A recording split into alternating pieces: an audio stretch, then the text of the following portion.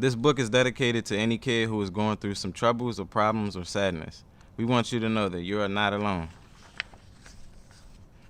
Late one evening, a camel finds himself inside a dark, lonely crate. The crate starts rocking back and forth on the waves. It's pitch black and he hears strange sounds surrounding him. He has no room to move and is so humid that he gasps for breath. His seasickness and fear causes him to enter a deep sleep. Hours later, the camel awakens into a whole new world.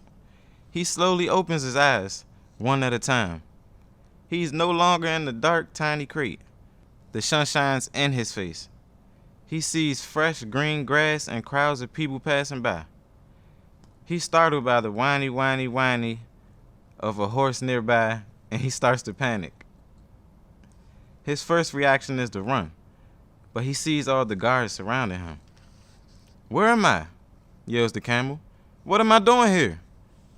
"You're in the Smithsonian Zoo," explains a nearby squirrel, chomping on a nut. "What's a zoo?" asks the confused camel. Before the squirrel can answer, a zookeeper shouts, "Lunchtime, come get your food." On his way to the food, the camel sees a strange, enormous animal. This creature looks strong and mighty, but he's also got dreads that hangs past his ears. He's wearing dark sunglasses, and he's moonwalking and singing "Do You Remember the Time" by Michael Jackson. The camel isn't too sure about this strange, enormous animal. He's never seen anything like it, but he thinks it may be a hippo. Before he can even start eating his lunch, the hippo starts walking towards him. "Why the long face?" asks the hippo. The camel doesn't know what to say. He's afraid to tell his strange creature the truth. He doesn't know where he is. He wants to go home, and he misses his family. Before he can say a word, the hippo asks, "Come on, man. What's your name? Where are you from? Where's your family?" The camel takes a deep breath. "My name is Larry. I'm from Egypt." He lowers his head and softly murmurs, "My family died in the sandstorm." "What?" the hippo asks. "I didn't hear the last part." Larry is too sad and timid to say it again. "Never mind," he says. "Lunch is over," shouts the zookeeper. The hippo puts his big, heavy hand on Larry's hump and says, "Well, anyway, welcome. My name's Tunchi."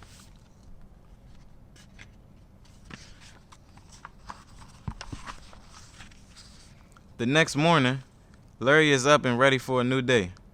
As he gets ready, he starts to spit a rhyme and make a beat. Larry loves to rap.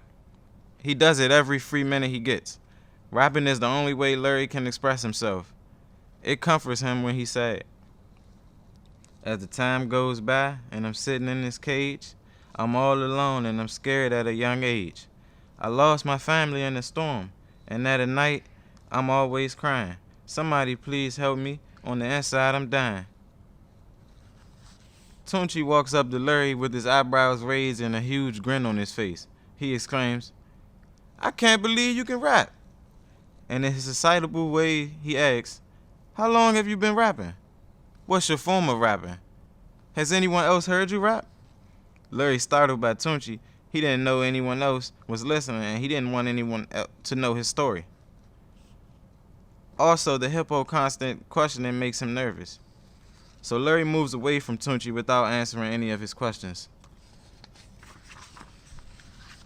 "Hey, listen," Tunchi yells at him. "There's a talent show tomorrow and you should definitely do it." Larry continues to walk away. He's thinking about his rap and about how the other animals will react to his story. "You're really, really good," Tunchi yells. "We can do it together. We'll be a duo. What do you think about that? You in or you out?" Tunchi asks. Larry stops walking. He realizes that if Tunchi likes his rapping, then the other animals might like it too. So with a great sigh and lots of hesitation, Larry responds, "Fine, I'll do it." "Cool.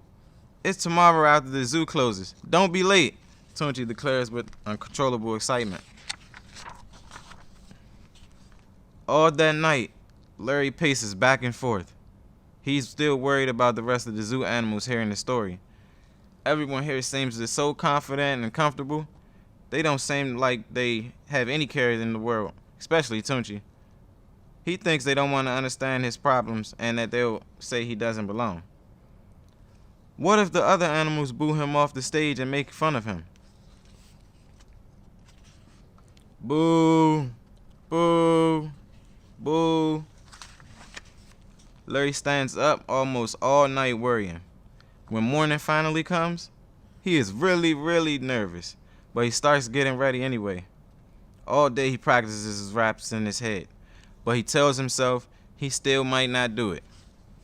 Later in the day, once the zoo closed, Larry finds himself backstage at the talent show, peeping through the curtains.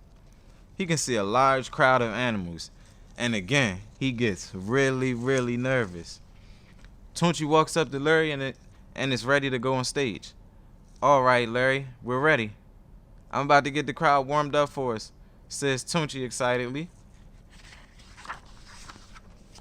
Tunchi starts moonwalking onto the stage singing Smooth Criminal by Michael Jackson.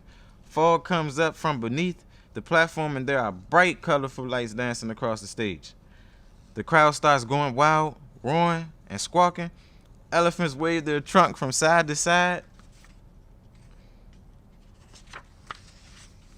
Tunchi's still singing, and now it's Larry's turn to join him. As Larry walks onto the stage, the smoke clears out and the spotlight shines upon him. The crowd goes still and all you can hear is crickets chirping. Larry freezes and blinks.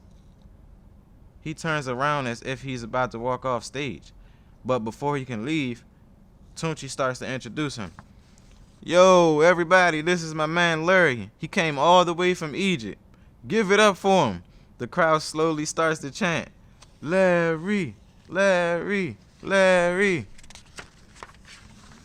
Larry's knees starts to buckle, but he looks into the crowd and sees all the excited faces. He closes his eyes and starts to spit his rhyme. "My name is Larry. Got 3 humps on my back. My family died in a sand attack. And to this day, I still have flashbacks. I was kidnapped from Egypt, forced in the shack, trapped in this tight space. It was cold and black. I was hungry for days. There weren't any snacks. Now I'm stuck at this zoo, which is really whack. I miss my family and my red Pontiac. I miss the beautiful pyramids resting in the sun, making happy faces, just having fun. I miss playing tug of war with all my friends. I miss playing tug of war with my friends. Stuck at some zoo is not what I imagined. All I think about is what a life I had, making new friends make me feel glad. But on the inside, I still feel sad." At first, no one moves, and Larry thinks maybe he has said too much. But then all of a sudden, the crowd goes wild, and Larry and Tunchi walk off stage together. All the animals crowd around them, shouting out different story. A lion roars, "I feel you, Larry. My mother was killed when I was just a cub." A monkey screeches, "I understand. I was taken from Indonesia." And a parrot squawks, "I was also taken from Costa Rica to be sold as a pet." Larry is taken aback by all the stories that are similar to his. He realizes that he's not alone and the other zoo animals can't understand his very sad story. Because, as it turns out, they all have sad stories too. Even Tunchi looks sad for a moment. "You okay?" Larry asks Tunchi, leaning down close to a whisper in his ear. "Yeah, man. You just move a brother. I miss my mama. Sometimes is all," replies Tunchi. Larry can't believe it. Even singing, laughing, moonwalking, Tunchi has problems. Tunchi continues, "Anyway, welcome to the family and your new home." As they're walking away from the stage, the crowd begins to cheer loudly. "Encore! Encore! Encore!" Tunchi nods his head in approval. "Are you ready for this?" he asks Larry. Larry smiles and does little Harlem shake. "Let's do it." The end.